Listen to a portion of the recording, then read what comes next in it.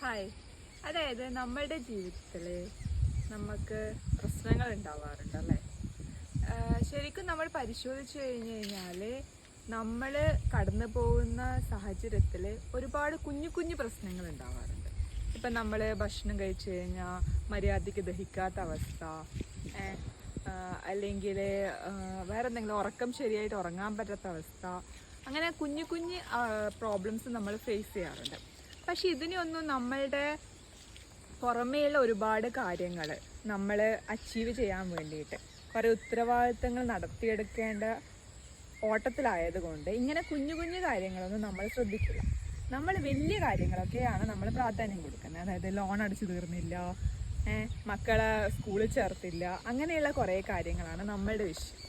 Okay, അപ്പോൾ നമ്മൾ അതിനെന്താ നമുക്ക് സൊല്യൂഷൻ കണ്ടെത്താനും പറ്റില്ല. നമ്മൾ അത് ആലോചിച്ചിട്ട് പിന്നെ അടുത്ത പ്രോബ്ലംസ്, ഒരു പ്രോബ്ലത്തിന് സോൾവ് ചെയ്യാൻ വേണ്ടിയിട്ട് നമ്മൾ അടുത്ത ഒരു കാര്യത്തിലേക്ക് എൻഗേജ്ഡ് ആവും.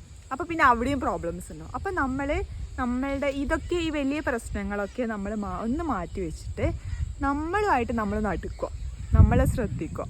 നമ്മളുടെ ശരീരം പ്രവർത്തിക്കുന്ന ഭാഗങ്ങളൊക്കെ നമ്മൾ ശ്രദ്ധിച്ച് നമ്മൾ ഭക്ഷണം കഴിക്കുന്നതും വെള്ളം കുടിക്കുന്നതും ഇങ്ങനെ നമ്മളുടെ ബേസിക്, നമ്മളെ നിലനിർത്തുന്ന ബേസിക് പക്ഷേങ്കിൽ വളരെ ഇമ്പോർട്ടൻ്റ് ആയിട്ടുള്ള ഈ കാര്യങ്ങൾ നമ്മൾ ശ്രദ്ധിച്ച് വരുമ്പം അതിൽ നമ്മൾക്ക് എവിടെയൊക്കെയാണ് നമുക്ക് ആ ഒരു തുടർച്ചയിൽ നിൽക്കാൻ പറ്റാത്തത്, ആ ഭക്ഷണം കഴിക്കുമ്പോൾ നമുക്ക് എവിടെയാണ് എന്തെങ്കിലുമൊക്കെ ഒരു അസ്വസ്ഥത ഉണ്ടാവും. ഇപ്പോൾ ഭക്ഷണം കഴിക്കുമ്പം നമുക്ക് ചിലപ്പം ഗ്യാസിൻ്റെ പ്രശ്നങ്ങളുണ്ടാവും. അപ്പോൾ അതൊക്കെ നമ്മൾ പരമാവധി നമ്മളെ ശ്രദ്ധിച്ചിട്ട് നമ്മൾ എക്സ്പാൻഷനൊക്കെ ചെയ്ത് അതൊക്കെ സോൾവ് ചെയ്ത് ഇങ്ങനെ കുഞ്ഞു കുഞ്ഞു കാര്യങ്ങളൊക്കെ നമ്മൾ പരിഹരിച്ച് വരുമ്പം നമ്മൾക്ക് ഇപ്പം പരിഹാരം കണ്ടെത്താൻ പറ്റില്ല എന്ന് പറയുന്ന നമ്മളുടെ കാര്യങ്ങളിൽ നമുക്ക് പതിയെ അവിടെയും നമുക്ക് മാനേജ് ചെയ്ത് കൊണ്ടുപോകാൻ പറ്റും. എല്ലാം ചെറുതെന്ന് സ്റ്റാർട്ട് ചെയ്യാം.